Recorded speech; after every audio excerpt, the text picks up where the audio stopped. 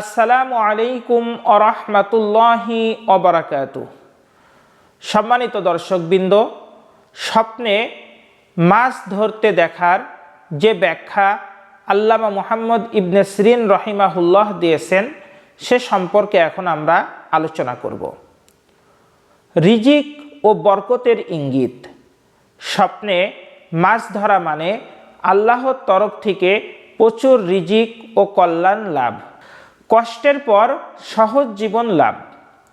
যদি স্বপ্নে কষ্ট করে মাছ ধরতে দেখা যায় তাহলে পরিশ্রমের পর সাফল্য ও উপার্জন বৃদ্ধি পাবে ইনশাআল্লাহ। নতুন সুযোগ ও সফলতা। মাছ ধরা মানে নতুন সুযোগ, ব্যবসায় উন্নতি বা কর্মক্ষেত্রে উন্নতি আসবে। ইচ্ছা পূরণের সম্ভাবনা। দীর্ঘদিনের আশা বা দোয়া কবুল হওয়ার লক্ষণ হতে পারে। হালাল রিজিক।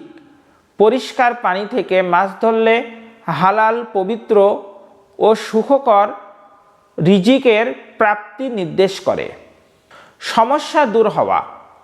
মাছ ধরতে পারলে দুশ্চিন্তা ও সমস্যা দূর হয়ে মানসিক শান্তি আসবে।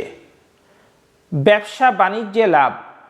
ব্যবসায়ী ব্যক্তি এমন স্বপ্ন দেখলে তার ব্যবসায় লাভ ও উন্নতির ইঙ্গিত।